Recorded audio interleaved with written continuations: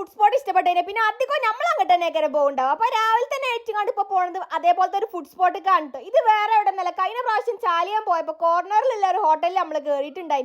അതിന്റെ പേര് hotel corner തന്നെയാണ്. അവിടെ നല്ല കടുക്ക ഫ്രൈ, നല്ല മുരിഞ്ഞിട്ടുള്ള പൊരിച്ച പത്രിയും കിട്ടും. പക്ഷെ ഒരു പ്രത്യേകത എന്താ വെച്ചാൽ 8 മണിയാകുമ്പോൾ അവിടുത്തെ സാധനങ്ങളൊക്കെ തീരുന്നുള്ളതാണ്. നമ്മളെത്തിയപ്പോഴേക്ക് ആ സാധനങ്ങളൊക്കെ തീർന്നിട്ടുണ്ട്. പിന്നെ കടുക്ക ഫ്രൈയും പൊറാട്ടയും വാങ്ങി, അല്ലാതെ വേറെ നിവർത്തില്ല. ഔലെങ്കിൽ ഔല് അങ്ങനെ ചായയും കുടിച്ചുകൊണ്ട് നമ്മളവിടെ ഇറങ്ങിയേക്കുമ്പോൾ പുറത്താ ഒടുക്കത്തമായ. പിന്നെ പോവാൻ കഴിയില്ല വിചാരിച്ച് കുറെ നേരം അവിടെ നിന്ന്. പിന്നെ നടക്കില്ലാന്ന് കണ്ടപ്പോൾ റെയിൻകോട്ട് ഇട്ട് അവിടെ നിന്ന് ഇറങ്ങിയിട്ടുണ്ടായിരുന്നു. പിന്നെ വൈകുന്നേരം ഒരു 4 മണിയായപ്പോൾ നമ്മളെ വണ്ടി സർവീസിന് എടുക്കണം. അതിന് വേണ്ടി ഇറങ്ങിയ ടൈമിലാണ് മിസ്റ്റർ ഹസ്ബൻഡ് റംബൂട്ടാൻ കണ്ടത്. പിന്നെ മുപ്പരത് വാങ്ങാതെ അവിടെ നിന്ന് പോരൂല.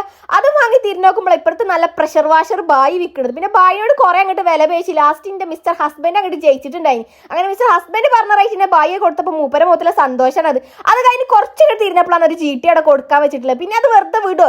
ഈ ചങ്ങായി കണ്ടപ്പോൾ കുറച്ച് നേരം അതിനെ നോക്കി നിന്നിട്ടുണ്ടായി. ഇതൊന്നും അറിയാതെ ഞാൻ കുറെ നേരം അന്തം വിട്ട് കുന്ത പോലെ എടുത്ത് നിന്നിട്ടുണ്ടായി. കുറെ നേരം അതിനെ നോക്കി അതിനെ വർണ്ണിക്കുണ്ടായി. പിന്നെ അതിനെ നോക്കി അതിന്റെ കാര്യങ്ങളൊക്കെ ചോദിച്ചറിഞ്ഞാണ്ട് കുറച്ച് നേരം കഴിഞ്ഞപ്പോൾ നമ്മൾ അവിടെ പോന്നിട്ടുണ്ടായി. അൽഹംദുലില്ലാ ഹൈർ.